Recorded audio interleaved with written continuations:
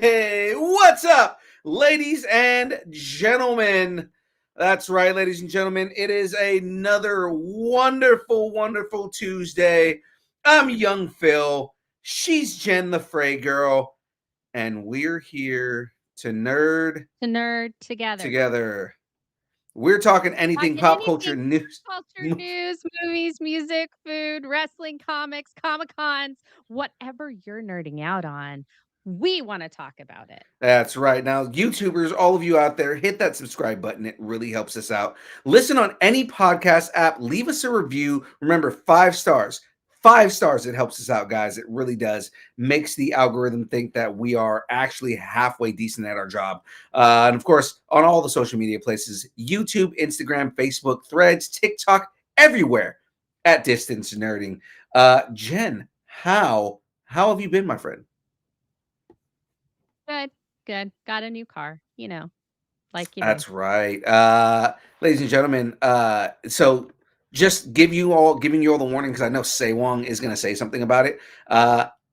No, we have no James tonight. Sorry, guys. I know he's the star of the show. He's the star of the show. I should probably fix this too. He has turned us over for a life in the theater. In the theater.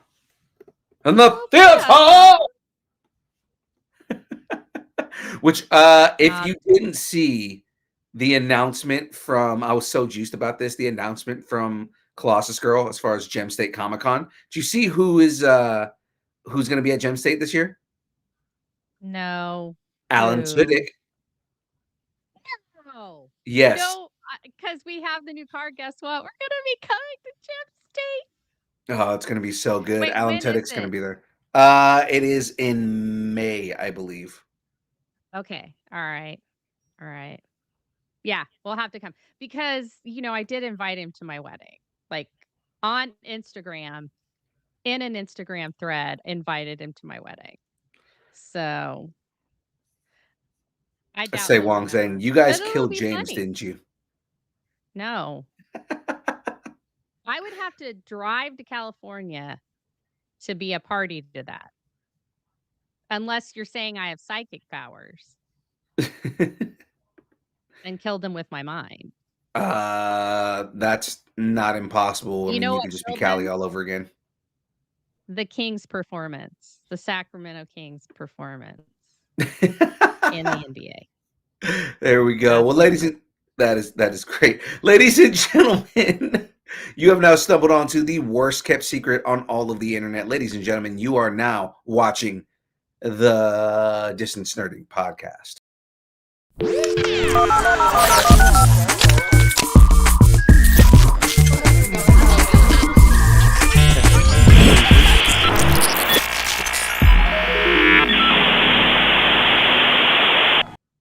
You would think I had that written down somewhere, that the fact that we've changed, the branding on the show, but yeah, you don't. I like it because you're just like, where are we again? What was I supposed to say? Anyways, ladies and gentlemen, this week on deck, we're following it all up. Here we go, straight from Jay Jonah, all the Marvel news, watching the Watchtower, all of our DC news, of course, headlines, the rest of the news that don't fit within those two blocks, and of course, the Geek End update, talking about all the things we've got coming up, all the shows that we have going on here. But ladies and gentlemen, before we do all of that, of course, let me get a shout out. Ladies and gentlemen, shout outs to the good folks over at Debbie. That's right. Debbie is a brand of energy drinks created to help focus, concentration, reaction time with no jitters or crash. Debbie contains no maltodextrin, no sugars, no fillers, no artificial colors or dyes. Find out more about Debbie at www.debbie.gg. Use the code NERDING10. Get 10% off your order, guys. It is awesome. I say it all the time. It's delicious. It really is.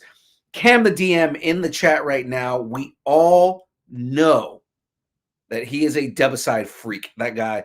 The thing is that there's like 1,000 different flavors now, so a Debicide is so hard. Yeah. Cam, we are going to be talking about Stranger Things at the end, just because it's the biggest trending thing on the internet right now.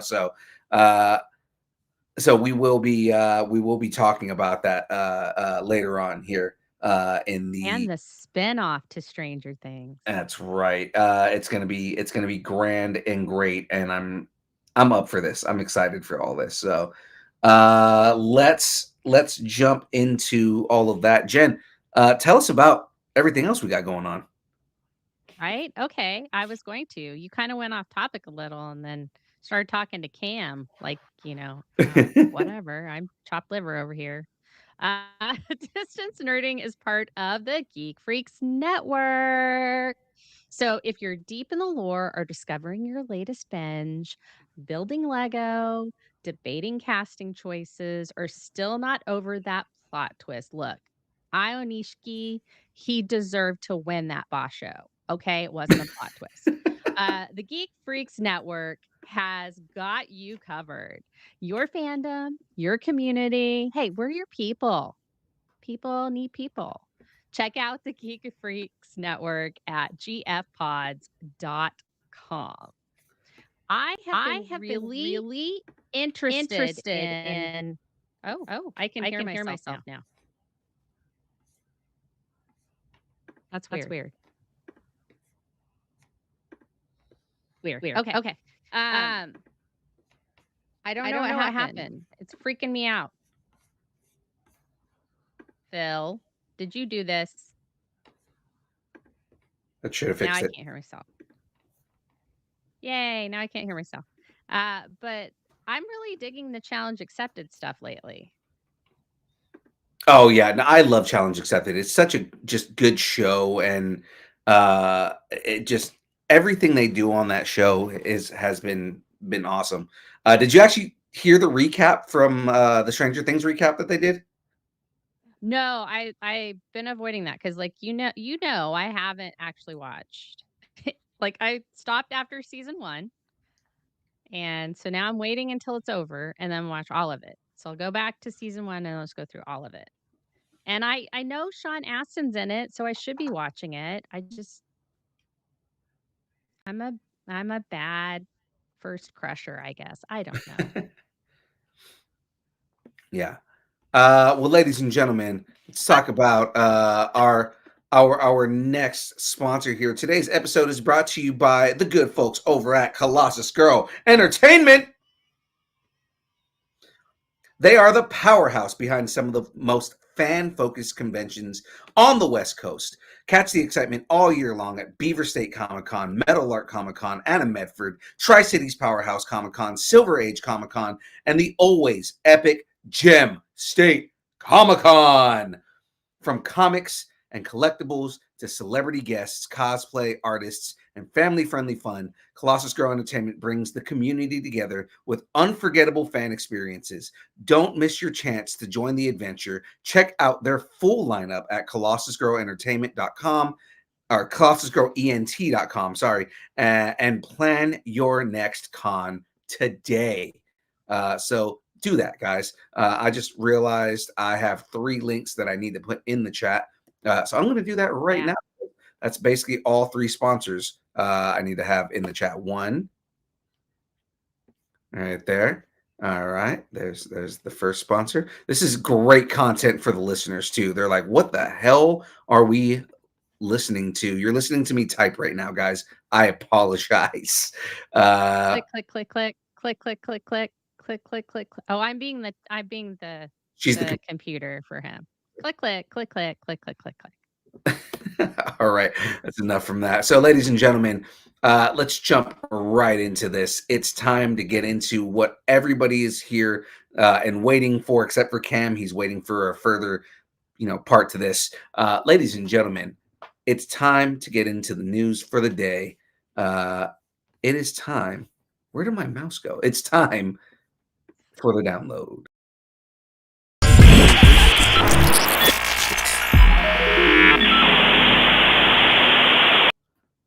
It's like I can't move on to the next thing if I can't find my mouse.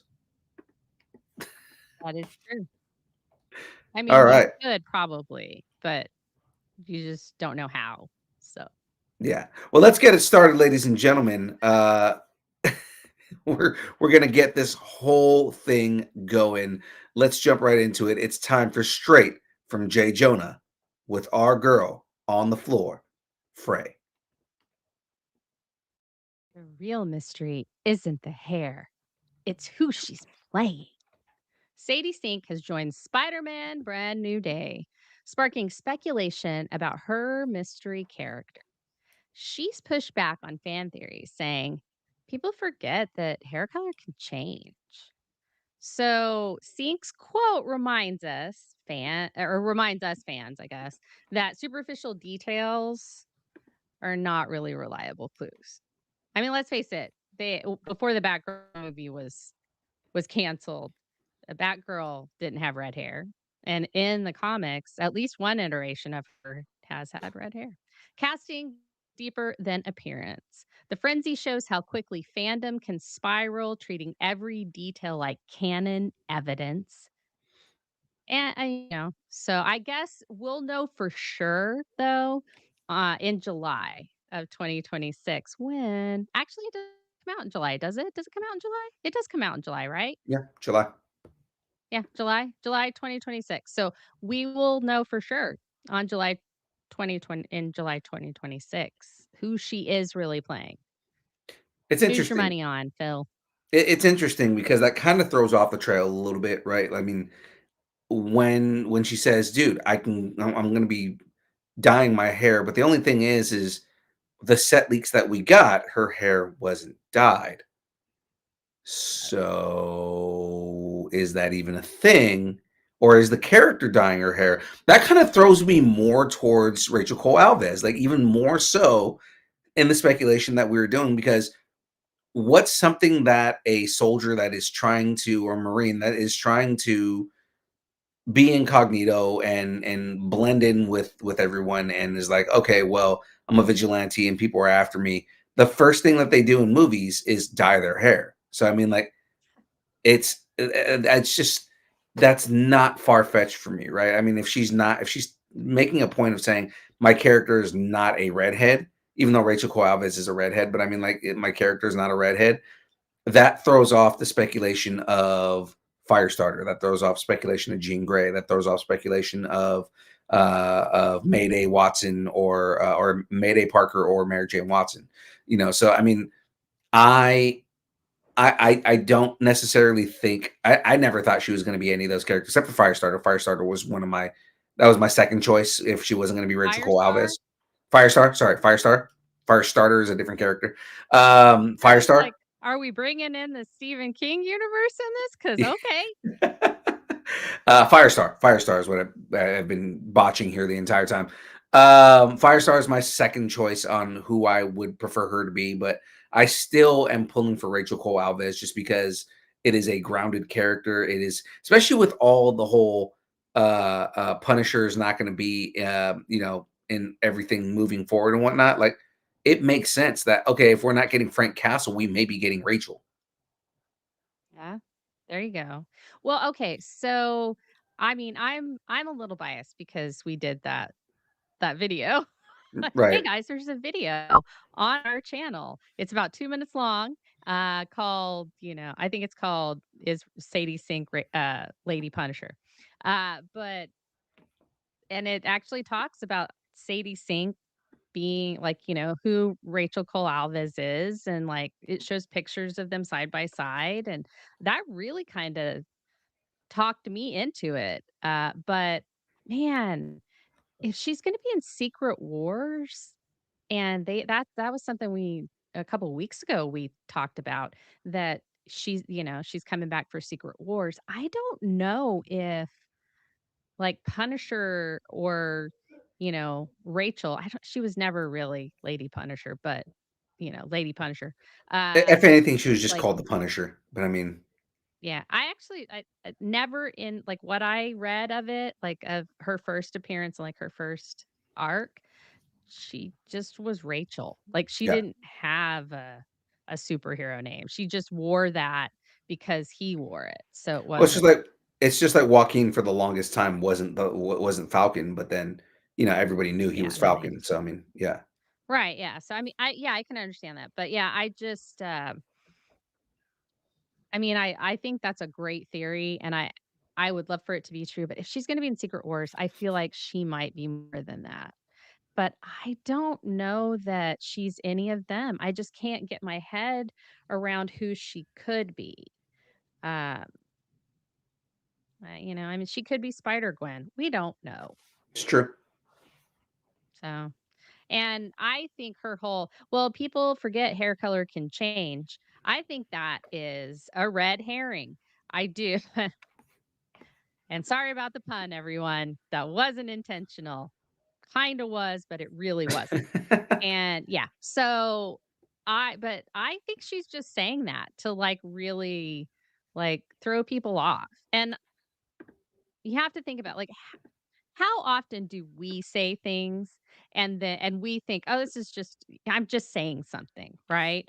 And then like James will be like, "I really," and then that becomes the joke of the show, right? Like, or something like that. So it's like she may not have even thought, like she may have just been being coy in an interview when she said this, and then everybody's taking it to heart. I mean, she's a redhead, and the pictures we saw in the leaks, she was a redhead. I don't think she's changed her hair, but who knows? Who knows? Maybe she's gonna be like Spider Woman, the redheaded Spider Woman. Also, to keep in mind, the two iterations of Gwen Stacy that we've gotten live action have both been redheads that have dyed their hair blonde.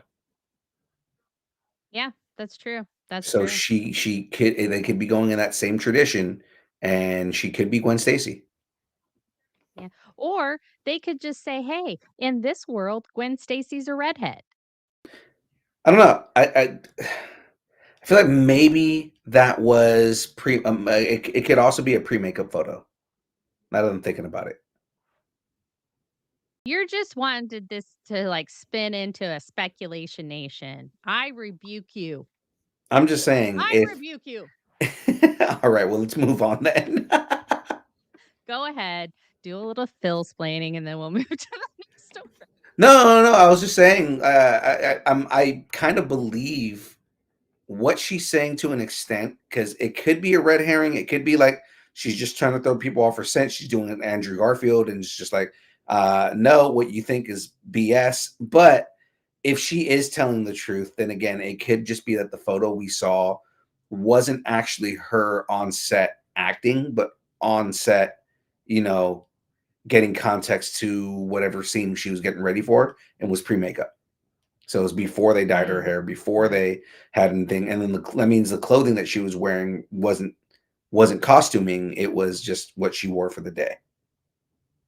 oh, maybe, yeah. I don't know. Like and here's the thing: we won't know really until either we get a trailer and she's in it, or the movie comes out. Right.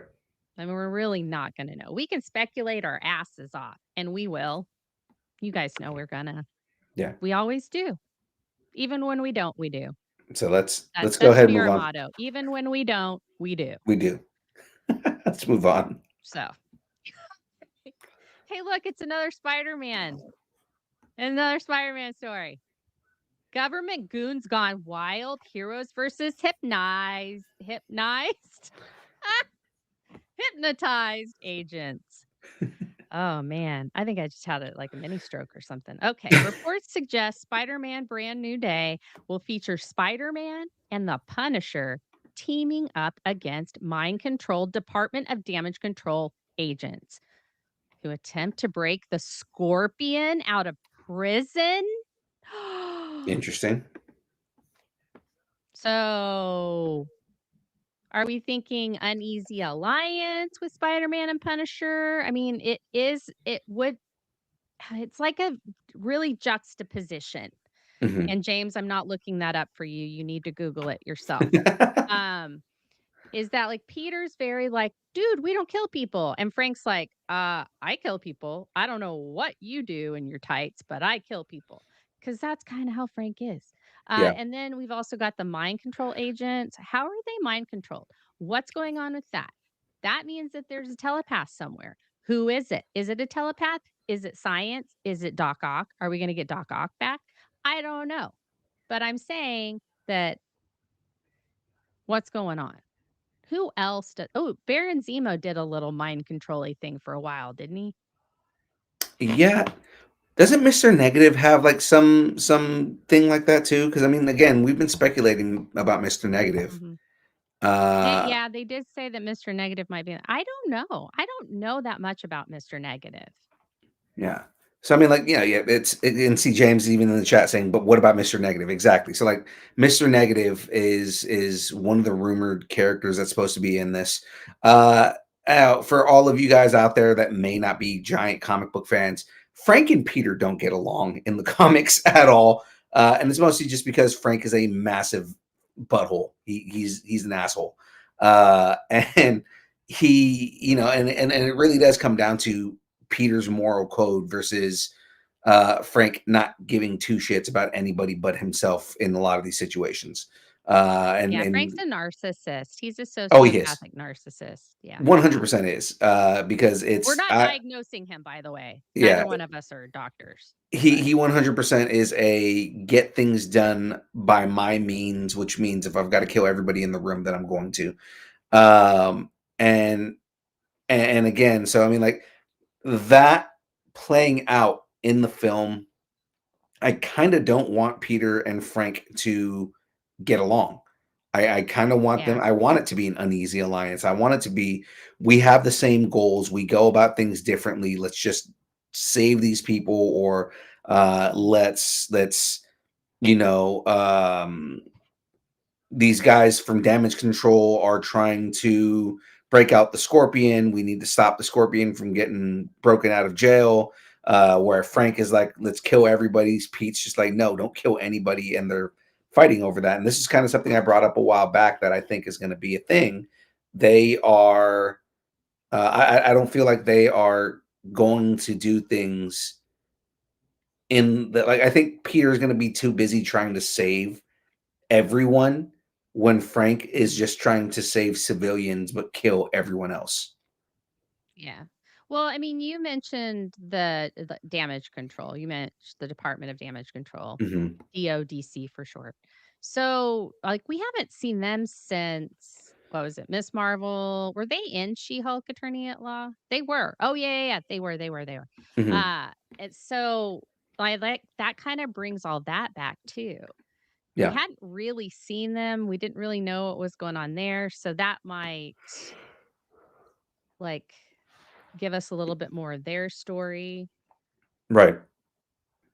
So I mean, I'm just saying that, you mentioned it and I know it's a talking point in here as well, but that was my most like, kind of out of all this. It's like, wait a minute, we haven't really nobody's really talked about them. It's kind of like Tiamat all over again, the big marble celestial in the middle of the ocean that Right. nobody talked about for like 5 years. Uh They finally just started but talking about in Captain America again. yeah. And then it was like, "Hey, we wanna fight over it." And it's like, "What the fuck, guys?" There's a big, giant creature made of marble in the ocean. I think maybe you wanna think about, maybe we should band together because if that's one, there's probably more, and they're probably going to come for it. I'm off topic. I apologize. I guess I needed to get that out. I'm sorry. I'm sorry. I'm back. No I'm longer back. marble. They confirmed that he was adamantium. So Yeah. Yeah, he's adamantium. And then so then does that mean that well, no, she's gone too, so they can't really get a resupply. Anyway, I'm off topic again. So I just think it's interesting. I want to know like what these guys are going to do, and I'm yeah. very interested in who is mind controlling them. Like is it science based or is it mystical based? Cuz that would be two totally different things. Is it a Doctor Doom kind of thing? That's what I was just gonna say. Is like science and mystical. Like Doctor Doom. Doctor Yeah. Doom. It's Doctor Doom. So in the end, you find out that who's been controlling everybody is like two Doom bots that are being controlled by Doom on the side, where the events of Oh, Doomsday are yeah. happening. Yeah, and there you go. And then, they reworked the Agatha All Along song, Agatha All Along song, and say, "It was Doomsday all along," or not Doomsday, "It was Doctor Doom all along." And that's yeah, there you go. And he shows up in black and white, and he's like, "Ah, it's got It was kinky hair." Victor all along. Yeah, there you go. Victor Von Doom. All Yeah, right. there you go. Speaking of Victor, It's Vecna. Vecna is Doctor Doom. It's She calls him Vecna. Vecna Von Doom. Vecna Von Doom. Yeah. Vecna Von Doom. That's his mom. Right. His mom's first cousin. Anyway, speaking of Doom, Doomsday Clock ticks early. Avengers Hype Machine strikes again. The trailer for Avengers Doomsday was originally expected to debut in theaters alongside Avatar Fire and Ash on December 19th of this year. Now, new rumors suggest Marvel may shift gears and release it earlier online. You want to know why? It's because last week I said I wasn't going to go see Right. Avatar Fire and Ash, That's not for exactly anything in why. the world. And that's why they did it. You guys think I'm insane for this? I probably am. But in my head canon, that's what happened. Feige That's heard what you say happened. it and was like, we're putting that trailer out. If Jen's not going You to go know, to the movie, then why? Feige does have, like, he's got a Google alert for me. Like with my name, anytime I say something, he automatically knows. I've tried to get a restraining order and it just hasn't worked. Hoping James Gunn will help me out on that, but you never know. So anyway, so them shifting it to an online release versus like doing it in front of Avatar. Like and they probably still will. I think they really are going to do it both, but releasing it early online, do you think that that's a better strategy? Like Um, For Marvel, yes. For Disney, no. Right. So I mean, like the strategy is smarter for Marvel, just because more people are going to get hyped about it. There's going to be more content creators that are going to sit there and talk about, like, they're going to scrutinize everything. You already know the break room is going to be all over it. You know that mhm. comicbook.com is going to be all over it. Screen Crush and Screen Rant are going to be all over it. So you look at all the content creators, all the TikTokers that are going to sit there and go, "Oh my God, the Doomsday trailer just dropped, and here are all the things you need to know about it. Here's all the things you missed. Here's all the things you see." Versus the trailer dropping with Avatar Fire and Ash, and it not immediately being online, it's not going to gain as much traction. And yeah, you're going to have a bunch of people excited about it. It's basically going to be 1998 all over again, with people going to see three select movies. I mean, the Mighty Joe Young, Yeah. just so they could go see a Star Wars trailer. Right. No, I mean I agree with you. I actually think that this is a pretty power move on Marvel's part because Marvel does have that. They tend to get that more digital hype going and they know how to do it. Like with the Fantastic Four, they did the trailer release with at NASA. Like they were at NASA. And so Right. and doing that. And that was a very uh in brand for the Fantastic Four. So I think that this also is very in brand. And so who knows? I mean, I'm sure it's going to be some Robert Downey Jr. thing. He's going to be cooking something. I don't know. So Scoop reports point to Sunday, December 7th at around 7 Eastern. So that would be So this that's going Sunday. to be at what, like 2 a.m. y'all's time? 7 p.m. Eastern. No, that would be 4 o'clock our time. Hey, you do know time zones. Oh, look at that. Look at Uh, that. So, but they're saying that it actually putting it on the Sunday, December 5th, which is like what in 6 days, 5 days, is actually they've had Sunday. It's a pattern of them doing it like on these Sundays yeah. uh, during the evening for some reason. I guess just to hype everybody up for work on Monday. I don't know. But yeah, so I think that's really kind of cool. It is slated to come out on December 18th of 2026. So I think an earlier trailer would get all of us revved up for, oh, when's the next trailer coming out? Oh, did I see this person in this trailer or was that somebody else? Like that kind of stuff, So Right, it gives us right, a right, lot of right. time to dissect. So what do you think? Was that a black suit Spider-Man? Something like that. No, I mean Sunday makes sense just because they've pretty much always dropped trailers on Sundays. Again, if the rumors are holding true, that would mean we're getting a trailer for Doomsday this Sunday. Yeah. I'd be all for it. Again, like I just gave a bunch of talking points about it, but like it's a smart strategy on Marvel's end to drop it on Sunday online, so that there's more hype for it. If the trailer itself is cinematic enough, maybe some people will still go see Avatar: Fire and Ash just so they could see it on the big screen, right? Yeah. Yeah. Yeah. And again, it's not a smart strategy on Disney's side just because you're not building up enough hype for Avatar.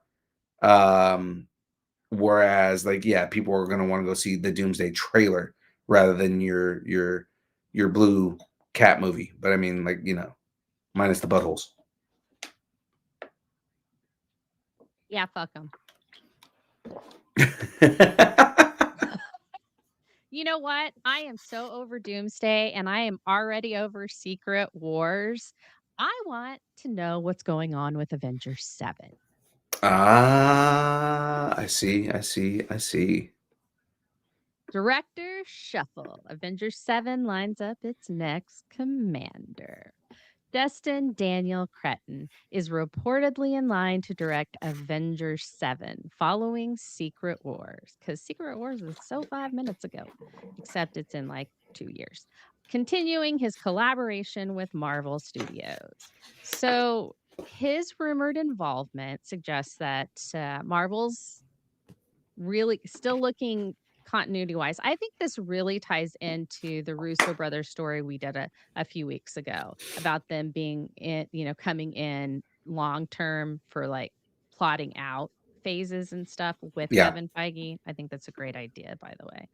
It also is linking Avengers 7 to Secret Wars, hints that the long term narrative planning, like they're planning ahead. They're not just like, okay, we're done here, whatever happens, happens. right. So, which I don't know that Marvel has ever done that, but whatever. Cretton previously directed Shang-Chi, which is still one of my favorites. So his return, like, I mean, obviously they trust his vision. And I think he was supposed to do something else and had to step back because of scheduling or Well, something. I he's don't know. showrunner for Wonder Man. Oh, that's what it was. He's showrunner for Wonder Man. That's right. That's Hmm. right. So, yeah. So it doesn't have like there's no production or release date. They don't even have a name for it yet. So like it's just Avengers 7, which it shocked me when I was like, there have been seven, this like six Avengers movies, but by the time we get to this one, there will have been. So crazy pants. Maybe. I mean, by the time Avengers 7 is coming around, maybe they'll have enough X-Men movies out there where Avengers 7 is just going to be Marvel or Avengers versus X-Men, AXP. Yeah. Oh, yeah. That'd be cool. X versus A versus X. Remember that Hmm. crossover series? I mean, like, so Such an odd so little thing. AVX, because they did two of them, they were both really good. But that also brought us Red Onslaught. Oh, that's true. It did bring us Red Yeah, Onslaught. I forgot and about that's the that. whole thing is like, okay, we get enough X-Men movies and we get Onslaught. Like they may not Mhm. necessarily do Red Onslaught, but I mean, we might get Onslaught to begin with. Yeah. Yeah. Yeah. Well, I James, mean, yeah, who Avengers knows? 6, 7. I'm doing it just because James isn't here to do it. Oh, that's hilarious. So funny. You guys are Six, so seven. funny. You know who else is funny? Trevor Slattery. Trevor Slattery. In Hollywood, even the frauds get sequels. Yeah. Marketing for Wonder Man leans into meta-humor, spotlighting Trevor Slattery's return. Once dismissed as a fraud in Iron Man 3, the character has since become a fan favorite through appearances in Shang-Chi and the Legend of the Ten Rings. You will I mean, who never doesn't see love me coming. Morris? Well, who doesn't love Morris's sidekick, Trevor? Morris's sidekick. I love that. I love that we are now saying more. Trevor is Morris's sidekick. I mean, he is. He's He kind of is. basically what like the dog whisperer for Morris. It's like he's the Morris whisperer. Right. And I mean, Morris is adorable. So So I have Morris is around here somewhere. Oh, he's back behind my chair. Chuck got him for me. Avengers 6, 7. James saying that should be the name of the episode. It'd be SEO gold for all the kids. See? What side is his face and what side is his butt? We'll never know. Morris is a walking ottoman, basically, with wings. He really is. He really is. And I'm hoping he's in Wonder Man, by the way. But yeah, so what I love about this, and I got this with She-Hulk a little too, and that they're like, the California shows are a little slicker, kind of thing. But I love that they're making it like, oh, it's about us making a film about a superhero, like the superhero or whatever. I love that because that's kind of meta humor. And Yeah. so it's giving me that kind of vibes that there's going to be a lot of comedy in it, even though there's also going to be high stakes and everything, which gives me kind of an Iron Man, like the first Iron Man vibe, because it was really funny. If you go back and watch that first Iron Man, there's a lot of humor in it. Oh, yeah, absolutely So, is. and then, um, like he's coming back from Shang-Chi, so we might also get some information about like where Shang is and what he's doing now and like where his sister is and that kind of stuff. Uh so yeah, hopefully we'll get Morris. I want Morris. What More I want, Morris. what I want, and some people may not want this, but this is what I want because it grows the overarching narrative and shows how connected the world actually is. By the end of this show, I want Iron Fist to come back to make his return. Oh really? Oh yeah, like I hey want to dude, see I've been looking for you. I want to see Danny Rand show up. And Danny Rand finds Trevor and is like, "Where have you been?" Right? And it kind of like opens this narrative that Shang-Chi has been working with Iron Fist and they've been looking for Trevor, and then Iron Fist finds Trevor and is like, "Where have you been? We've been looking for you." Right, yeah. And Morris is in Yeah. tow. Yep. Morris is like, dude, I tried. I tried to keep him away. Anyway, well, Wonder Man is premiering actually January 27th. Not that far away. That's like a little well, it's almost 2 months away. Not quite, but almost. Did they push it back to January? It's January 27th, 2026. It was supposed to be March. They actually moved it up. I thought it was supposed to be in December.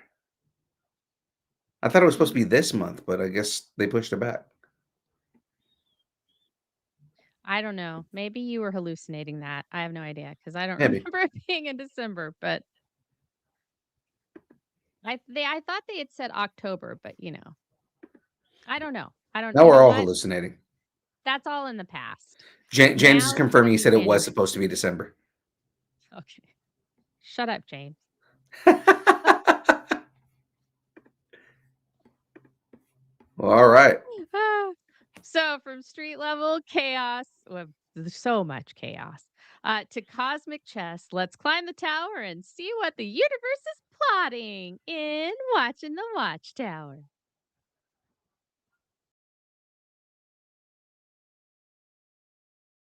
before the show, I was like, "Oh, hi, how you doing? What's going on?" And then we go live, and suddenly it's like I've had 4 cups of coffee or something. All right. Bat fans want gadget. Gun wants grit. Don't sit on it. James Gunn revealed what fans most often ask for in the DCU's Batman: more gadgets, darker tone, and comic accurate villains.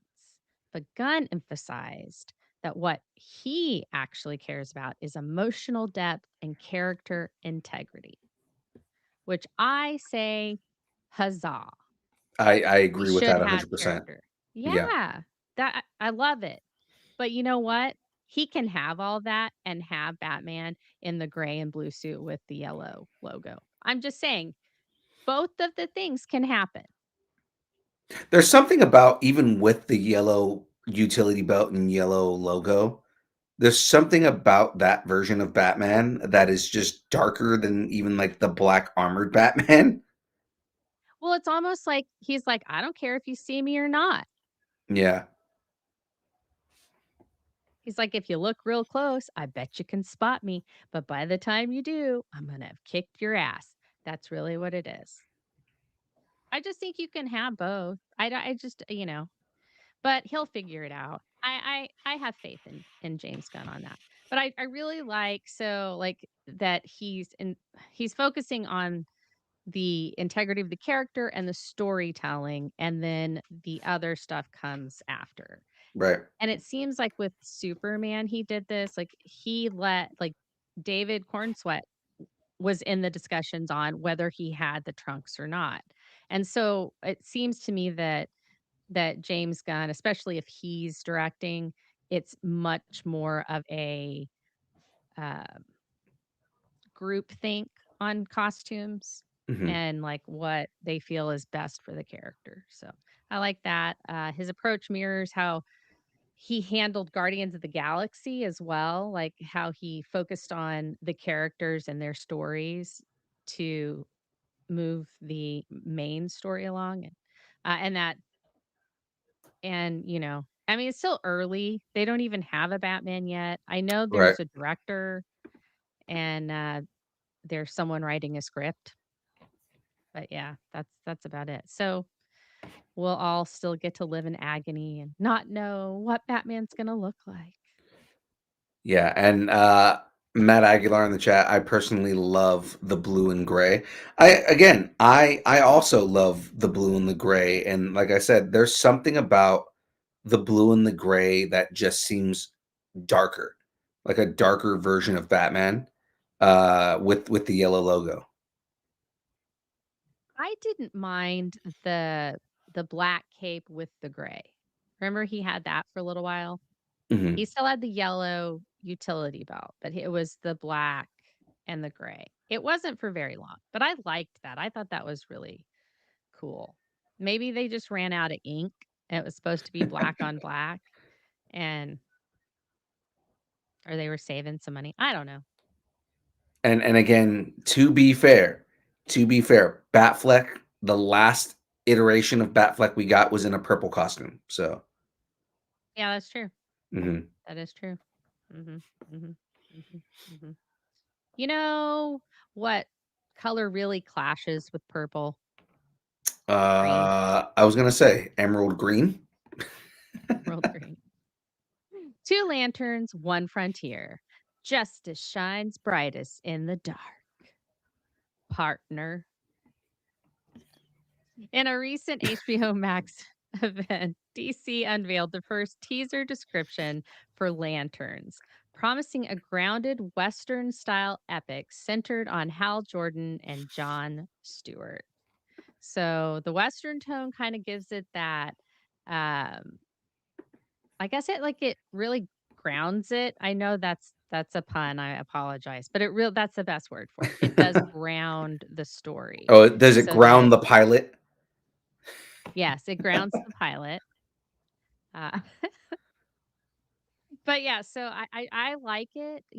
A lot of people. I know Nathan Fillion has said that it's like True Detective. Right. It's like that type of thing. And so, and having it between Hal Jordan and Jon Stewart, they actually do work really well together, but they're both like so different. They come to the answer so differently that I think it's a good friction based relationship that really does lends itself to drama and cowboys. Hopefully they'll wear cowboy hats at some point in the Oh, God. actual show. I would like that. So, I mean, and more John is very serious, no nonsense, get the job done. Part of it is because he's an architect and architects don't have any sense of humor. And part of it is also because he's a former Marine and is very straight to the point, get things done kind of guy. Marine. Whereas Hal Jordan is a chauvinist dickhead. So I mean, like he's very He's much a comic fly boy, relief. fuck boy. Yeah, That's it. He's fly boy, fuck boy. and he's very much comic relief, right? I mean, like there's a lot of that. Uh, where Guy Gardner, we've already gotten Guy Gardner. He is that kind of stick up the ass. You can very much Mhm. tell is a former cop. Uh, um, that kind of guy. So I mean, like with Yeah. the Guy Gardner's portrayal is very much Guy Gardner, which It I'm really is. assuming, yeah, which I'm very much hoping that if you're gonna stick so close to the guns with Guy Gardner, I would hope Mhm. that you would have Hal and John be the way that they are in the comics and every other media they've been in, because for all of the straight man that John plays, he's also an amazing leader because he was at one Mhm. point in the comics and in the animated series the leader of the Justice League because he is that analytical get shit done guy. So, Yeah. Yeah. Well, and like there's hints that we're going to see Guy Gardner in this, and I guess like in the trailer or whatever, not the trailer, but like the teaser they showed him, they mentioned Chip. They said something about that. Oh no, don't. Uh, we don't want to bring, or we don't want to bring the squirrel into this or something. And so everybody's like, oh, they mentioned Chip. We're gonna get Chip. And so it's I was funny because like, James is not here tonight to talk about that because he's been complaining and complaining every week about if Chip's not in this, that I don't want to watch it. And the fact that they're mentioning Chip after for weeks he's been complaining about how he wants Chip in the show. That's awesome. "Ah." More proof that they do watch our show. Yeah. Yeah, so and it's actually so originally Lanterns was set to premiere like in March or something. Mhm. And then they moved it to late summer and they want to premiere it after Supergirl. So that makes me think that there's some Supergirl, like there's some connection in what happens with Supergirl and why they're there, Yeah. probably. So, and I'm hoping it has to do with Lobo. I'm hoping. I'm just so hoping. Lobo is what causes whatever happens in this town that they're investigating. Yeah, something like that. That would be amazing. And Oh, that I would mean, be if we got the main man in the show, that'd be great. my man. My man. that I the fact that he says my man like on a regular basis, like come on, man. yeah, It does it not lend for him to say my man, main man? main man. Yeah, They'd be like, I'm the that's main just man. awesome. I'm the main man. Yeah, I it's gonna be so fun. It's gonna be so fun. Need So to have let's a get to the near next miss one with a though. yellow truck. But Yellow is the color of yeah, fear. yeah, it is. It's also the color of sallow. Like if you're sallow, like if you have a liver thing, like Oh, sallow. ugh, That's it's all bad. Hey, look, it's emo Batman. The Bat's back sooner than expected. Reports indicate Batman Part 2 will begin production earlier than previously scheduled, accelerating Matt Reeves' follow up to the 2022 hit. God, So 2022. earlier production start suggests that the script and the creative direction are complete. So cool. And it's still staying in Elseworlds. So proving that James Gunn said they were going to have an Elseworlds. Here we go. And then I guess it officially kicks off January 1st at the studios, Warner Brothers Studios in Leavesden in London. Yeah, it's going to be out October 1st of 2027. Mhm. Mhm. Mhm. Mhm. So that says a lot. Given that the last update we had was they weren't done with the script, they didn't know what was going on with it and everything like that. That says that they've finally written something that Matt Reeves feels is on par with the first movie. And again, for all the complaints that we have and everything like that, and my complaints for the first movie were very nitpicky. Yeah.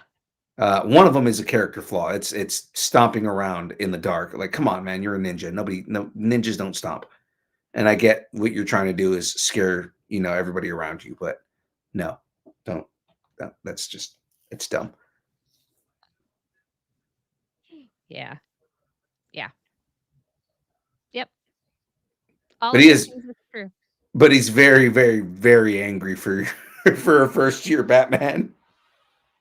I know, right? Yeah, That's why I call him emo Batman because he really is emo. He's in his feelings, y'all, yeah. in them, 100% in them. So, you know who else is in their feelings? Oh God, is it somebody who's looking for her dog because she can't find her dog? Yeah. The girl of tomorrow shines today. Early reactions to Supergirl, Woman of Tomorrow hint at a strong, emotionally resonant film that could anchor the DCU's next chapter. So the positive buzz emphasizes the film's emotional core, distinguishing it from past Superman family adaptations. So, I mean, I don't know what everybody had against the original Supergirl film. I loved it. That's all I'm saying. The project adapts Tom King's acclaimed comic run. He's also one of the writers of the script. Uh, so obviously, he was there to check with. And so, and it's also going to be released in June. So June 26th of 2026. That's a lot of, that's like 062626. That's a lot of sixes. Uh, but so I'm wondering if that means Lanterns is going to come out in July. Interesting. That would be a good kind of connection. Is like, okay, here's let's give Supergirl a month to run, and then build up excitement, and then now everybody's gonna go see Lanterns on Max. Yeah. Yeah. And it might actually get people to watch Supergirl again because they may have not be looking out for something that Right. you I know what mean, I mean? Like, yeah. they did get a lot of people to rewatch Superman before Peacemaker, so Yeah. Yeah. So I think that's cool. I'm really excited about it because I think it's gonna be a heck of a good time. And that what they're adapting it is such a cool story. And it's not Kara relying on anyone but herself. And just kind of shows her emotional how she has to really emotionally mature in such a right. short time. Like she's going out to get drunk and then she falls into this and she has to mature. She has to become a woman and not be super girl anymore. Right. And then she becomes Power Girl because a clone for some reason. Okay, never mind. Oh, Karen. Right. We've been gazing from the tower. Now let's swoop down and snag the headlines before Jay Jonah beats us to it. That's right. Well, ladies and gentlemen, let's get into the C block here, getting into all the rest of the stories that we've got to cover for this week. And boy, do we have a lot of fun things to talk about. So, Star Wars Return of the Jedi fuels the fight. Fuels the fight, fuels the fight, fuels the fight. Return of the Jedi fuels the fight. Director Sean Levy says his inspiration for Star Wars Starfighter is Return of the Jedi, not Empire Strikes Back. The film is slated to release on May 28th, 2027. Jen, what are your thoughts on that? Well, I'm just chuffed because, Return of the Jedi is my favorite. So I think that that's amazing. And I Mhm, really liked the feel of it. It was really high stakes, but it didn't feel like it felt like they were really comfortable in their skin in that movie. mhm. Like they had turned a corner. They weren't, teens anymore. They were adults and they were making stuff happen. And so I like that. And hopefully that's the vibe that they're going for.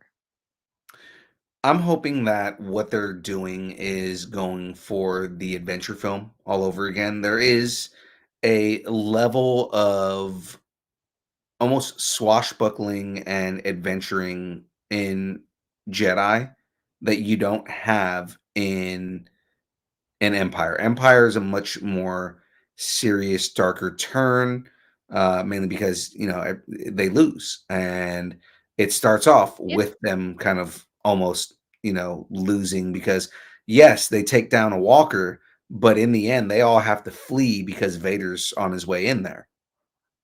Yeah. No, I felt like Empire was really a war movie. Yeah. Whereas like uh A New Hope was it was like the hero's journey. It was that. And then you got had a war movie, and then Return of the Jedi was almost like a not like a war movie. It was more yeah, more like an adventure, like Yeah. a fantasy adventure film. Yeah, And I between liked the that. Ewoks, between everything that happens on Endor, between reigniting the fight against the Empire and the throne room scenes, the fight between Vader and Luke, like there's a lot that makes it more of a swashbuckling adventure film.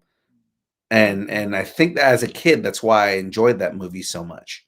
Whereas, like as an adult, the reason I like Empire so much is because it is it's the crescendo in the storytelling. It is what is causing all the events that lead to Empire to happen. Yeah. And I like that his inspiration is that adventuring swashbuckling film, considering the way that he's been hyping this movie. So yeah, I'm all for Sean Levy trying to get that Jedi vibe over the an Empire vibe. Yeah. That's awesome. Yeah. So let's go ahead and move on to a story that I know Jen is very excited about. Cameron skips ahead. James Cameron revealed Avatar Fire and Ash. I want to say Fire and Ice, but that's a song. So will feature a big timeline jump leading into Avatar 4. Fire and Ash releases December 19th, 2025. Believe that neither of us have watched the second movie. So I do want to watch it. I'm Yeah. not going to say that I don't, but I do want to watch it. Just so I see where the hype is at. You know what I mean? I'm good. Jen's like, I don't care for this movie. I don't want to talk about this I'm movie. good. Look, I'm good. I am good. So good. All right. Well, then if that's the case, let's go ahead, move on to something a little more epic. The epic that started all the epics. 6 minutes to set sail. Christopher Nolan's The Odyssey will debut with a nearly 6 minute IMAX prologue with screenings of Sinners and One Battle After Another on December 12th, 2025. Followed by a trailer attached to Avatar Fire and Ice, Ash Oh on shit. December 19th, 2025. The full film hits theaters on July 17th, 2026. Oh man, that's funny. So given that next week is the 12th, and they're going to be doing this whole push for the Odyssey a year out, and it was already Yeah. unprecedented that they sold tickets and sold out tickets a year in advance for any movie, and it didn't even have a trailer yet, and they sold tickets for it. It's just because it's a Nolan film, so people were like, yes, yes, we're doing this. um Given that Sinners and One Battle After Another, two movies that were box office runaways for this year, Yeah. they are putting these movies back in theaters. They are putting an IMAX prologue in front of these. Are you likely to go see one of these movies in theaters? Because I know you're not going to go see Avatar: Fire and Ash just to see a 6-minute prologue for the Odyssey. Well, husband really loved Sinners. So did I. So we might actually go see Sinners just so he can see it in the on the big screen. So I'd say it's a 50-50. It's a coin toss. I don't know. I just don't know. Yeah, I'm. I I might, and James is hyping up a Way of Water right now. And it's like, okay, I may need to watch it again. My issue with it is the same reason why I haven't watched Frankenstein yet, is these are long movies and I just need Yeah. time to sit down and actually watch the movie. It's not that I don't want to watch it, it's that it's long. It's a 3-hour movie and I don't want to sit down for 3 hours, and I'm not a partial movie watcher. I have to watch the whole movie all at once. So Yeah. I still haven't watched Wicked yet, so and I need to watch that. Wicked for Good is definitely one I need to go see because I've heard so Yeah. many good things about the way that they did the second half of the play. So, um, anyways, let's Oh, move on. And speaking of Wicked, because I see Jen is transitioning me like a boss. well. uh, um, Galinda, not Glenda, Galinda gets her own chapter. A new Wicked prequel book about Galinda is being written with potential for a future film adaptation. The book is expected in fall of 2026. So, what we do know that they have specifically said is that the writers of Wicked itself have been inspired with all of this hype for the films to write new Mhm. books, and they are Oh, that's cool. writing uh one they're currently writing a third movie for Wicked, so they're going to expand on that story. But two, Isn't that they're just The Wizard of Oz? it's supposed to be something that runs parallel. Ah, okay. So it's like Alright. yeah, it's something separate. It's kind of like what was Glinda doing while everything was going on, and what was the how, like telling the story from the point of view of the Wicked Witch. I guess Yeah, oh, technically she's yeah. not really a wicked witch, but I mean, like according to Wicked, she's not a wicked witch. She's misunderstood. But like Yeah. they're talking about doing the third movie, and then also now, and which this is confirmation that they are writing a prequel that shows how spoiled Glinda really really was. Yeah, yeah. I mean, it's the only way you can explain it. Like, she came in as a spoiled brat. You really think that they're going to be like, oh, she came up hard and then became a spoiled brat? No, no. She's Yeah. basically, like, Cher from Clueless. Yeah. She really is. Yeah, yeah. Yep. Uh, s- so moving on from this, unless you have any other thoughts on Glinda, No, I'm good. You've explained it away. mansplaining Wicked. It's what I'm good at. Uh, Ryan Reynolds in Oz. Fans think so. God, I know what this is too. After a huge opening weekend for Wicked for Good, Universal execs confirm plans are underway to continue the Wicked film franchise, which I was just talking about. Also, fans have speculated the Scarecrow in Wicked for Good looks suspiciously like Ryan Reynolds. Wicked for Good is out in theaters now, so now is the time to go watch it. I haven't seen the film. So Yeah, I haven't either. I cannot speculate on that. Given that James has seen it, right? I which surprises me. I would have assumed that James went and saw the movie that we're about to talk about next, like 3 times. But given that Yeah. he has seen it, yeah. Uh, Yeah. since you saw that, James, do you think the Scarecrow was played by Ryan Reynolds? Let us know in the chat since you're in the chat right now. I've seen the picture that they're referencing about it, and it does kind of look like that, but it looks like if Pinocchio was Ryan Reynolds. I mean, it's that kind of look. It's not Oh, when your co-host has one of the best jokes of the show and he's in the chat. He says, "I didn't even get up to pee. It was that good."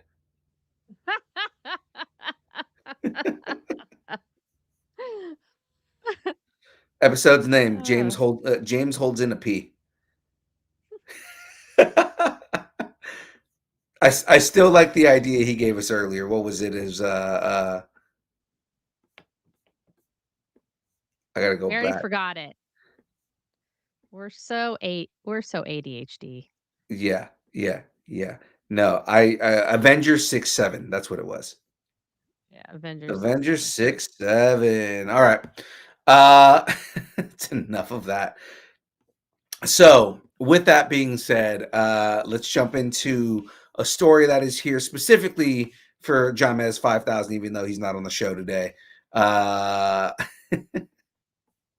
Zootopia 2, the animals, they just run the numbers. Zootopia 2 leads the box office pack with a huge opening weekend haul. It's in theaters right meow. Did you say meow? No, did I say meow? I'm not surprised at all. I'm not surprised because the trailers look good. It looked like a very interesting movie. The first one was really good. It was a runaway hit. A lot of people did not expect Zootopia to be as good as it was, and it was a very entertaining movie. I watched that movie like 3 times. So I do want to go see the second one. Just I'm not.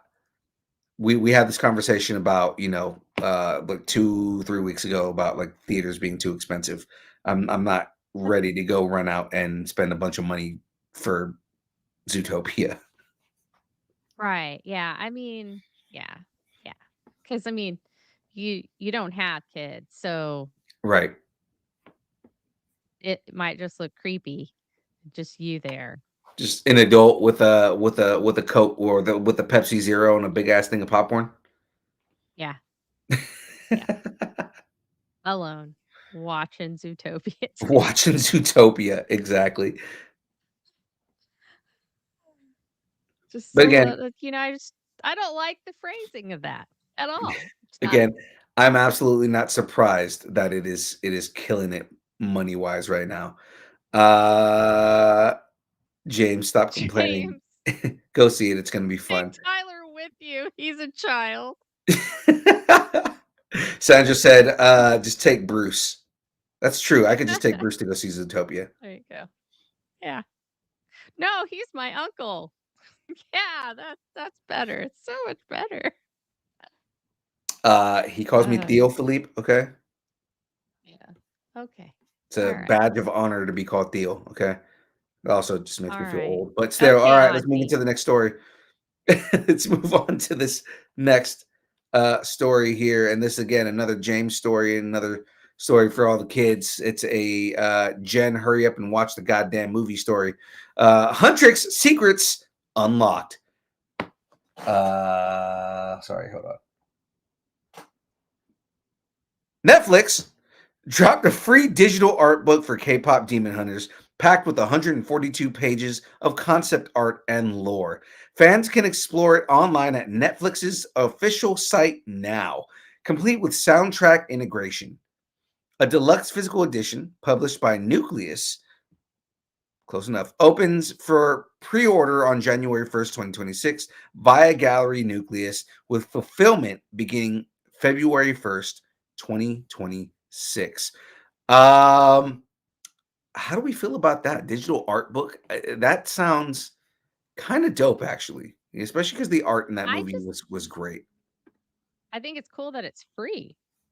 Yeah, I like that So there's an there's art book that, and also you can play the music, so you can say, "Hey, I want to listen to the music for this scene," and it just gives you that much more feeling for it.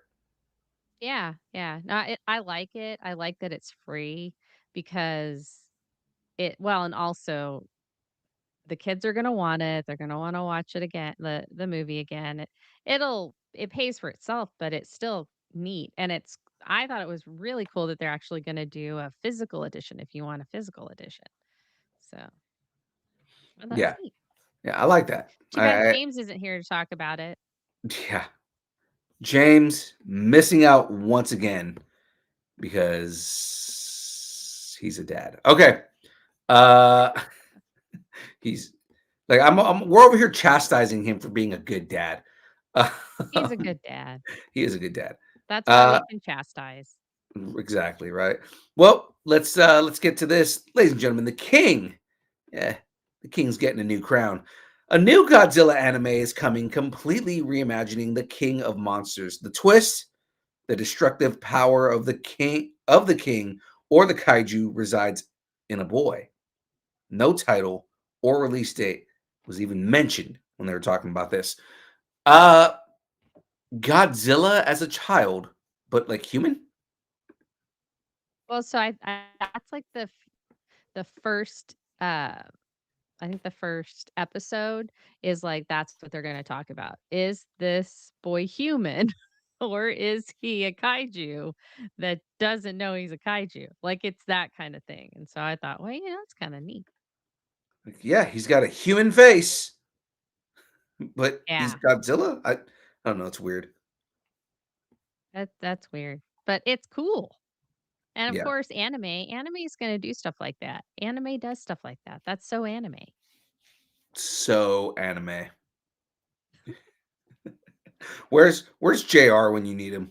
We're talking Godzilla stuff and he's not even here to talk about Godzilla stuff. Right.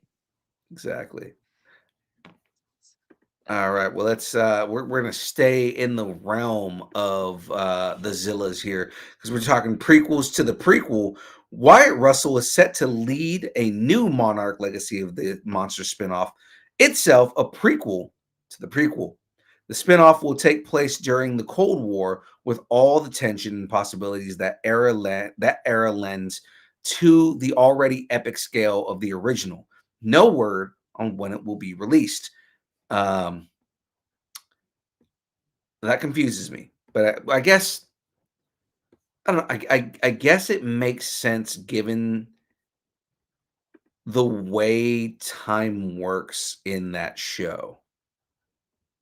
Oh, yeah, because they do the flashbacks that kinda integrate into the I still haven't seen it.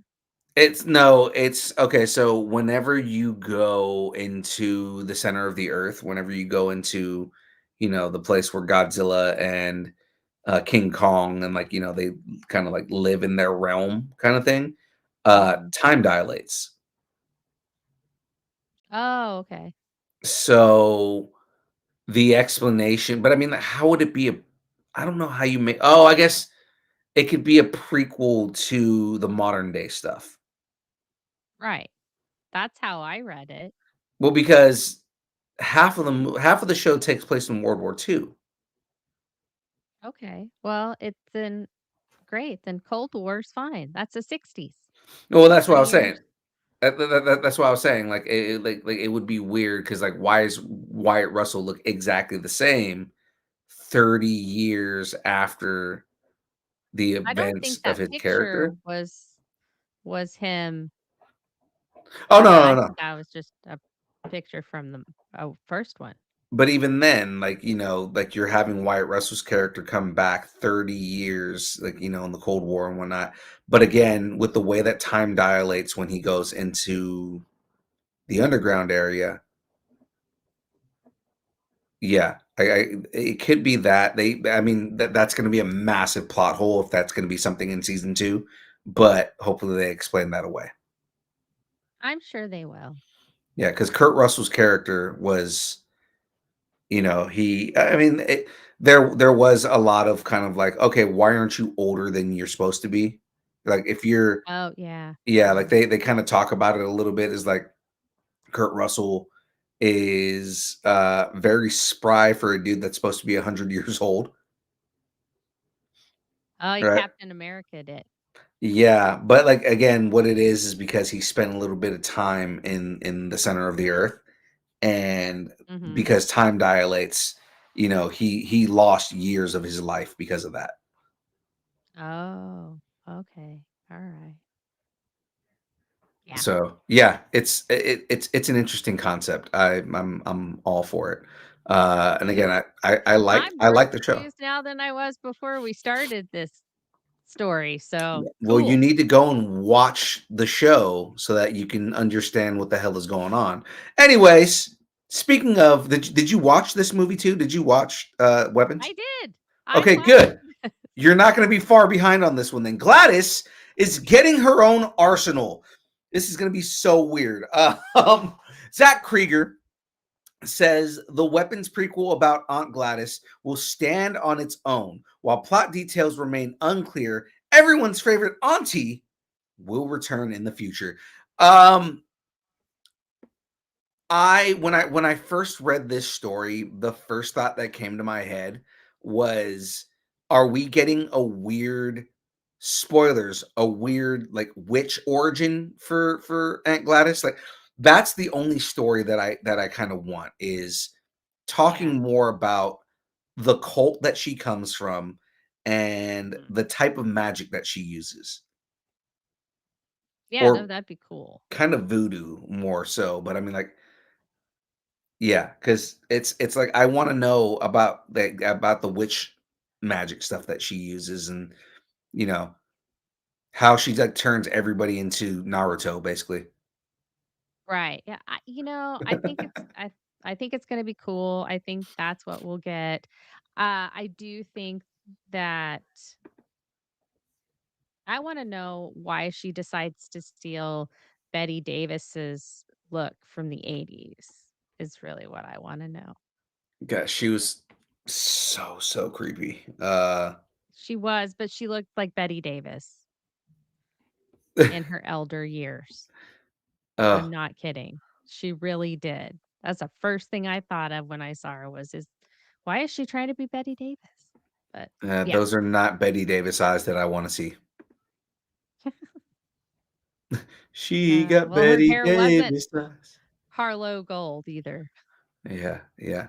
Let's just we're throwing it out there, and especially if you saw the picture on the screen a second ago, Aunt Gladys was absolutely creepy and Yeah. terrifying. She's not an auntie you would want to have. No, not at all, not at all. And she was very. It was very the death she got was very deserving. Yeah, and oh, but It's probably one of the it most was gruesome brutal. scenes in the entire movie. Brutal. Yeah, Brutal. but again, Brutal. it was very satisfying because I was just like, God, she's so evil. Just I Yeah. was telling Jackie as we were watching it, I was like, I hope these kids catch up to her and I hope they rip her apart. And then the scene happens. I'm like, oh my God, they did. And you You're like, see it it was all. satisfying but creepy. Yeah, it was satisfying, but very creepy. All right, let's get into this. We're gonna get into the last block of the show here, guys. And I'm making this its own separate block because I'm gonna be talking about online stuff, speculating because we don't have a proper trend up. This is the closest thing we're going to get to it, guys. This is what is trending on all of the internet right now. Let's talk Stranger Things, ladies and gentlemen. Let's get into this. Oh man, the Upside Down expands. The Duffer Brothers confirmed the Stranger Things spinoff is officially moving forward at Netflix and is described as quite different from the main show. Moving beyond the 1980s Hawkins setting, Netflix is fully behind the project, with production expected to ramp up in 2027. Now, given that I know you haven't seen the beginning of season 5. I know you're kind of behind on the entire show. Um, Yeah, I I watched the first season and then didn't watch any other seasons. Yep. yeah, I'm very. I want to know what it's going to be, especially if they're moving past the 80s. Like, are we going 90s? Are we going 2000s? Is it, Mhm. are they going more into like California? Are they going to expand on the military experiments? You know, expanding beyond the 80s doesn't necessarily mean that they're coming forward. So are we going back to the 50s and seeing I'm what wondering, conditions? yeah, I was gonna say, what if like the whole Nevada testing ground Yeah. thing wasn't really like the nuclear bomb testing wasn't really that. It was actually, you know, more Stranger Things. Yeah, because it's like what they could do is go back to the 50s and expand on yeah, the whole thing in Hawkins takes place between 53 and 56. So it's like, okay, so could they 83 go and back? 84. No, 53 and 56 as far as like the things with Henry and everything like that. So Oh, all oh, the okay, stuff okay. like yeah, it's stuff that it's going to be way over your head right now because it's season 4 and season 5 stuff. But all like the origins of kind of like, Dimension X and everything that's going on with everything that's in there. What if they did something that was more getting into Henry's childhood and his relationship with all the people within Hawkins, right? Like, he Yeah. was basically, I can't say friends. He interacted with a lot of the parental characters in the show when they were all younger. Oh, okay. Yeah. Right. So it'd be interesting to see if, given that they had a flashback and you see, certain characters' parents interacting and talking smack to Henry and making him feel low. They kind of bullied him, right? So I mean, like, you can understand why he kind of like blows up and kills a bunch of people, but it's like, yeah, it'd be interesting to kind of see his relationship around Hawkins or going into things outside and other things. I mean, maybe do like a spy espionage thriller that is almost like a space race between the US and Russia, but them trying to get into Dimension X. Yeah. I want there to be a supernatural crossover. And okay, and that would be fun too. James actually, so I was talking to you about this off screen, Jen, but he's talking about Yeah. the Shadow stage play. I would like to see them do a live action of that too, because that explains everything I was just talking about. What if they animate? What if they just did it animated? Well, that's another rumor is that they were working on an anime show. Yeah, yeah, that'd be awesome. Yeah, That would be. I'd like that. I just I you know, mm, I just have a lot of mixed feelings about that. So I about the show being in the 80s. So I was very cognizant of the 80s. I get Did you. a lot of maturing in the 80s. So let's stick around with Stranger Things here, guys. Uh, the most brutal fate yet, being that the Duffer Brothers tease that season 5 will feature the most violent death of any season. While they haven't revealed who dies, speculation runs high that fan favorite Steve Harrington could be the one in danger.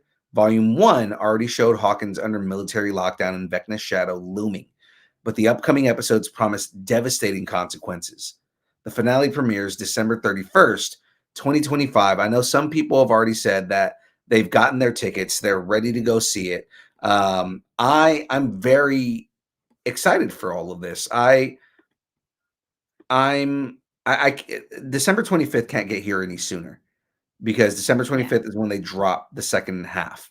And then December Mhm. 31st, basically a week later, they're dropping the season finale in theaters. Um, Wow.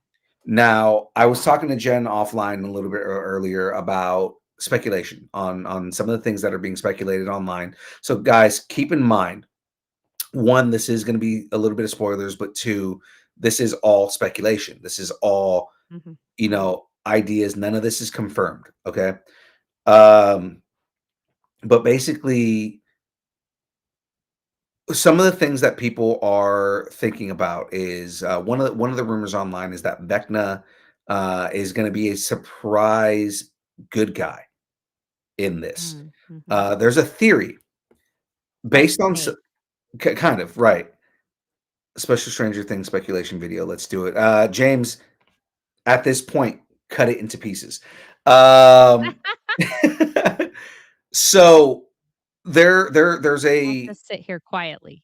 yeah, there is a rumor, or not rumor, but there's people who are putting things together online, and the way that they're talking about it is Vecna, um, based on some of the things that he said and the nature of his relationship with the Mind Flayer, is that the surprise big bad in this, even though this character has kind of fallen back and not had a major prominent role in the entire show, mostly in just the mention of the character, that the surprise big bad of the show is the Mind Flayer, right? Who was the big bad of season 3? And that the Mind Flayer uh, essentially is controlling Henry, and that Henry, when he went nuts and went crazy and just started killing people, that he was under the control of the Mind Flayer the entire time. And what he's trying to do now is essentially create an army in order to defeat the Mind Flayer because he's not strong enough to defeat the Mind Flayer. And where the speculation is coming is because he talks a lot about Will being his first experiment, right? And that was his experiment in trying to give powers to someone else or give a vision to someone else. And it kind of Mm. backfired on him because Will has a lot more control over the things that he can do, which again, spoilers by the end of episode 4, Will finally breaks out of his stupor of helpless character that he's been for 4 seasons, and is just turns into a badass, and it's very sudden. You just it's satisfying because it was something we've been wanting for fucking 5 seasons of this show. We've been wanting Will to essentially stop being a pussy, and Oh, was Will being like super emo? he was like emo and afraid of everything and always just trying to play everything safe. Mm. The way they kind of played it was that, it was more that his mom was trying to keep him safe and he went Oh, along with it, and he's finally breaking away and saying like, if I continue to be afraid of everything, then everyone I know and everyone that I love is going to die. yeah, yeah. And it helps manifest. And also, part of it was also because, um, oh, I'm forgetting her name. Brenda, Not Brenda. uh, Bethany, No, Robin. Jennifer. Robin. It's because Robin, uh, essentially like gives him the confidence to say, you know, why do what your mom wants you to do? Because if you keep doing the safe thing, you're gonna be afraid your entire life. And for some reason, that just makes him grow balls, and he becomes like a massive badass by the end of episode 4. So it's like it's the bowl cut that's been keeping him safe. Uh, so yeah, so like he was the first experiment from Vecna, and then they're talking. Vecna Henry mentions that he is gathering, or he's trying to get these kids because they're easy to mold. They're easy for him to recreate in his image. So the speculation online is that he's trying to create an army essentially that he can use to fight against the Mind Flayer, which is the real villain of the show. And It's a good theory. yeah, and in the end, that also frees Henry, and Henry can just be a normal person for the first time in his life. Or die because he's he's been through a lot. Or die, right. Now there also, a lot of people are jumping into the D&D lore because, again, I mentioned this to Jen offline, but, uh, the lore the names of the characters in the show are based on, and this is for everybody else out there, not to Jen. Jen knows this already. But, the names of the characters in the show are because the kids are trying to relate whatever they're seeing to things that they know, and they're relating it to D&D because it's what they know. And I love how deep D&D is intertwined into this show, to the point where at the very beginning, when they're doing recon missions, they call them crawls, dungeon Yeah. crawls, right? And it's I watched so the first season. yeah. Well, I'm saying in season 5, when they're doing recon to find Vecna, they call them crawls, right? And it's like they're called these missions crawls that they go on, and it's like, hey, we're going on a crawl. I love how deep the lore in D&D is on this, but you know, they call him Vecna. He's not really Vecna in comparison to D&D, but if they went that route of D&D lore, Vecna, for those who are not familiar, Vecna is a character that has to he keeps the Nether Realm at bay, and there always has to be a Mhm. Vecna. So if you kill Vecna, someone has to replace Vecna. So the theory online, if you're staying within the lore, is that Like Will is going to defeat like Vecna, and he's going to need to like replace Vecna. Sorry, go for it, Jen. like Hemdall. Like Hamdall. Yes. Yeah, because he's the he's like the gatekeeper of Like Heimdall, yeah. where where is it? It's uh Numenor? No, that's not it. That's totally different. That's the elves. yeah, Uh Asgard.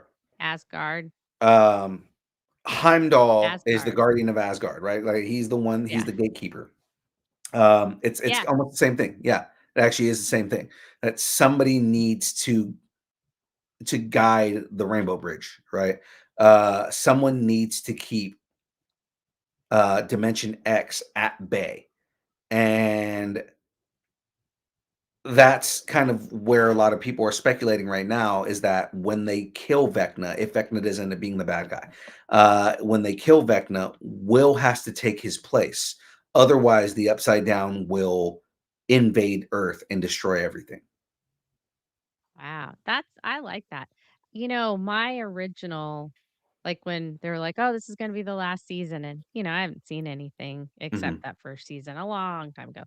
Um, so I was like, I think it's going to be that this was all a D&D campaign, and that and they were just retelling it and it and putting their friends in it. I That think that's what it is.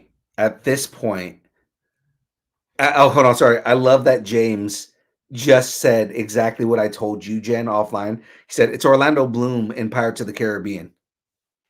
Yeah. It No, is. he totally I said that. literally said that. I said it's basically Orlando Bloom on the Flying Dutchman. because the Flying Dutchman I always has to have mentioned a captain. Hodor from Game of Thrones, so Hold yeah. the door.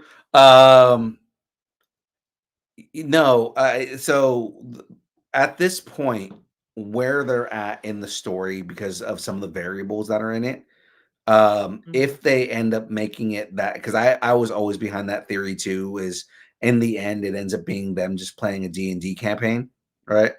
Yeah. With everything that has happened on this show, and the some of the relationships, and some of the uncontrolled variables that have happened, it kind of tells me that they're not going that route. I still it's headcanon. It's my Yeah, headcanon, and sorry. I at this point, with some of the things that are going on, especially with like the relationship between Henry and Elle, and Eleven's relationship with Hopper, and the way everything, because that hands down the best relationship in the show, especially in season 5, is Hopper and 11, and the father-daughter relationship that they have. Even when they argue, they're still he still cares about her. He still does everything he can to be a good father. And he explains a lot of things to her, and it puts a lot of things in perspective to her in this season. Oh, that's cool. Yeah. I mean, that's David Harbour's, like, wheelhouse. Yeah. He was his and Yelena's relationship in Thunderbolts and in Black Widow was the best part of both of those movies. Yeah. So yeah, and I mean, again, I kind of went on my whole trend up speculation, everything on this, but I I'm only dozed off a couple of times, so you were okay. I'm very excited to see where the rest of the show goes, to see where the next 4 episodes go, and I'm excited to go see the finale in theaters. Again, that last scene in episode 4, where the Demogorgons, there's 3 of them that jump out of the upside down. They start attacking everybody. They kill a bunch of soldiers. It's just this giant epic cinematic scene of these Demogorgons just destroying everything in their wake. Uh, and then again, spoilers, Will manifesting his powers and killing all 3 Demogorgons in the same way that Vecna kills the kids in the last season. So I don't know what yeah, that means. I can't be horrified if I don't know what it means. so he basically levitates them, and like and makes it to where like all their muscles stiffen, and then Uh-huh. internally breaks all of their bones. Oh. Oh, lovely. So you just see like their shoulder crack, and then their arms start imploding on themselves. It's such a Oh. gruesome way to kill something, but like it's the way that Vecna killed like 3 different kids, Mm. 4 different kids, because he was opening the portal. 4 different kids in season 4. He kills the demo dogs the same way. And he damn near becomes a superhero because his eyes turn milky white. They grow like this, roll back into the back of his head. That And was he the just, picture before this one, wasn't it? I think, was it? Let me see. Oh, no, no. No, no, it's not that picture. But yeah, no, he is so dope. Um, my guess, everybody's saying that they think Steve Harrington is going to die. Um, I don't think I Steve think it's gonna dies. be David Harbour. No, David Harbour's already dead. Spoilers. Oh. Oh. Oh no, no, he's not. No, he's not. Never mind. He was going to sacrifice himself, and then yeah, and then something happens, and he doesn't. He had a suicide vest on. He was ready to destroy everything. No, no, no. I think, and I'm gonna get a lot of hate for this. I think Mike dies. I don't know who Mike is. Mike is Was he one of the original boys? he's one of the original boys. He is the dude that was in Ghostbusters. Oh, Finn. Finn Wolfhard. I Yeah. think I think Mike dies, and the reason is because Mike, for all intents and purposes, Mike is Eleven's boyfriend. There is That's a true. there is a emotional connection between Eleven and Mike. Mike is the Mhm. leader of the team. Like It's the over house that they're everything. at the beginning, right? Yeah, yeah, yeah. Mike is again for everything that happens in that show. Mike is the leader. He's the one that everybody always gravitates towards. He's the one that comes up with the plans and is like, "This is what we need to do." Between Mike, his sisters, everything is revolves around their family, right? Mhm, mhm. And Mike is also Will's best friend. Oh, yeah, So with yeah. Will being kind of like the Will and Eleven being the superheroes and manifesting powers, I think that if there's anyone that would have a massive emotional death, uh Steve would be like a fan, like all the fans would be upset that he died. But Yeah. character-wise, for all the characters in the show, the one person that would have to die in order for all of them to second guess whether they can win or not, or whether, it's something just hit a blow emotionally for every character, it would have to be Mike. Okay. I think I agree. story-wise, he loses his plot armor, and I think Mike is the one that dies. It would be a good ending to the Wonder Years. So, yeah. Yeah. Yeah. And like I said, you have Mike die. 11 and Will both have emotional connections to Mike. Um, Mhm. yeah, And that's how we get the Goonies. yeah, I know, right? Um, Lucas, uh, Lucas is also connected to Mike because I mean, him and Mike have always been, kind of had each other's backs and everything like that. Also, if we don't get Susie in the second half or we don't get an explanation for what happened to Susie, I'm gonna riot. I get that I don't know what Dustin. that means. So Dustin, Susie is Dustin's girlfriend, Okay. and I don't and know the, who Dustin is. Dustin's the kid with the gap. Okay. All right. Yeah, All right. All right. Okay. I'm Gaten I'm in. Matarazzo. Gaten Wait, Matarazzo. he got a girlfriend? In season 3, I think, and through season 4. Oh, good for him. Look at him. That's so But cute. Susie lives in another state. They met at was it space camp, I think, or at science camp. Um and Wow. in like the last season, or it could have been in season 3, I think it was season 3.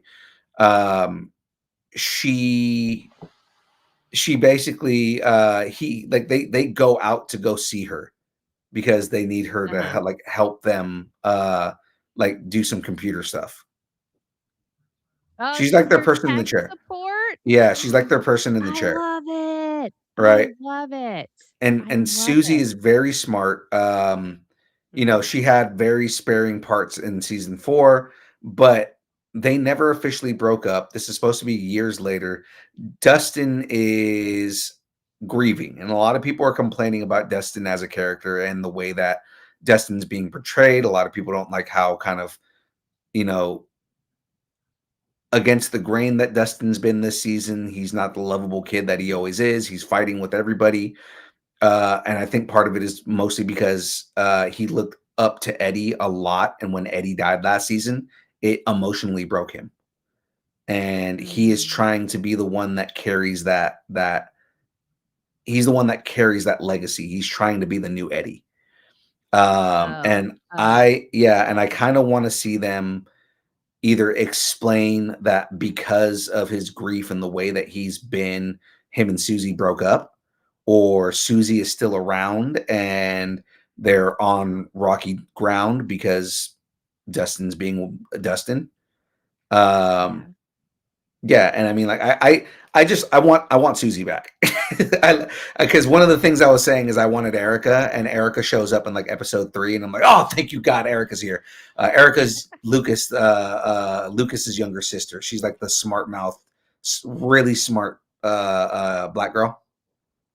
Oh, okay. All right. Yeah, she's very, very intelligent, and they've only made her smarter as the show has gone on. She's not a trope in any way, and she has the smartest mouth. And it's like, God, her level of petty, it just gives me joy. Is it like the youngest daughter in What's Happening? Um, Smarter and more petty. Oh, okay. All right. Cool. Erica is a genius. Like between Erica, Susie, and Dustin, they are like the smartest, like book smartest characters on that show. Mm. They're the Scoobies. Kind of, because like when everybody's like freaking out and they can't get any technology to work, they're just like, well, where's Dustin? He's not here right now. Spoilers: Dustin got jumped and was missing for like half the first half of the first couple of episodes. Oh, wow. I hope But he's okay. I mean, he's good. He's got like dry blood all over his face for the rest of the season Oh, that's fun. because like he's got like 2 black eyes and blood all over his face because he got jumped. But um, yeah, so I'm not going to continue on just because I've already been speculating and droning. Just again, for anybody that has been sitting here listening to the entire thing that we've got going on with this, if you have not watched season 5, the first part of season 5 of Stranger Things, you need to go watch it. It is absolutely some of the best writing in TV. And I mean, that's on top of already being considered one of the best shows ever written on TV as it is. Yeah. So I mean, I Stranger don't know. Things. I don't know. Yeah. He needs a new shirt. Only James, thank you for the transition because we need to get Dustin a new shirt after they ripped his the collar off the top of his shirt, of his Hellfire Club shirt. So where can Dustin get a new shirt? Well, I mean, we could give him one because we got merch, people. Oh shit! Sorry.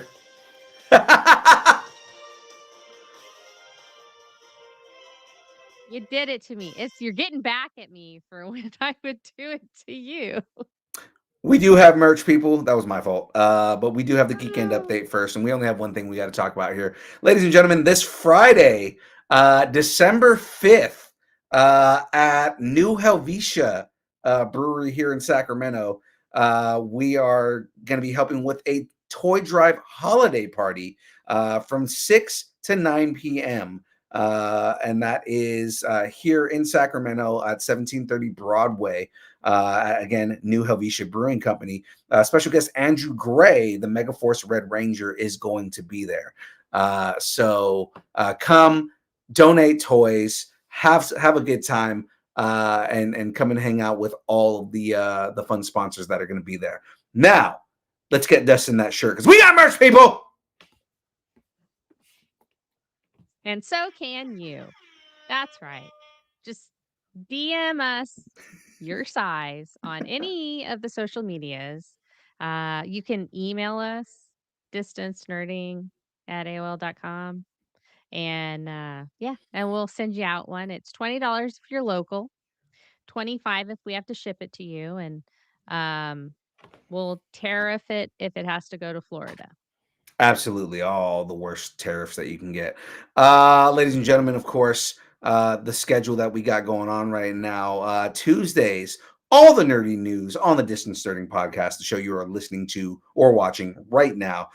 Thursdays, the build. Now, this week's guest, another fun guest. Now, again, Sad Hot Dog Man. I was talking about that a couple weeks ago. Woody Arnold is going to be on the show. And Woody Arnold is the creator of Sad Hot Dog Man, as well as hold on, let me pull up this other book that we're promoting. He's got a tabletop game called Cyber Symbiosis. So that Cool. is going to That sounds be. Oh yeah, it's a cyberpunk tabletop game, and it's pretty fun. There's like an entire like character model, monster guide, everything. It's a really cool game. And we're going to be talking with him about that this Thursday. And of course, Fridays, ladies and gentlemen, The Buzzer from 6:30 to 8:30 p.m. I am very excited about this because this week we are going to be playing Jackbox games again. It's been a little bit of time, but I definitely want all of our audience to be there and hanging out with us and playing games with us, playing Jackbox games, because it is a good time, especially when we can have fun with all of you nerds out there, the entire nerd army hanging out with us, playing a whole bunch of games. So with that being said, Jen, do you have any pluggables? Anything that you want to plug? Nope. No plugs. So with that being said, ladies and gentlemen, if you want to I'm not really support fond of how you phrase that. Dirty Minds. All right, ladies and gentlemen, Jen's like, I hate you. Ladies and gentlemen, if you want to support Distance Nerding, the best way to do that is to head over to distancenerding.com. Hit that big blue button at the top of the screen that says buy us a taco. That's right. You can buy us a taco. Join the taco party. I'm on the wrong page. There you go. Join the taco party, ladies and gentlemen. You didn't hear anything. They'll hear it on the podcast. Ladies and gentlemen, join the taco party. It is the best way to support Distance Nerding and make so that we can do more shows. We can get more prizes, do all the fun things. It is a good time every time at distancenerding.com. Buy us a taco. Now, of course, ladies and gentlemen, okay.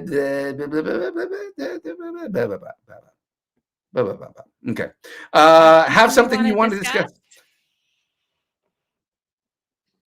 Connect with us everywhere at Distance Nerding, or of course, you can send us an email at your social media of choice, or sorry, not your social media of choice, at your email of choice, as long as the email that you are emailing is distancenerding@aol.com.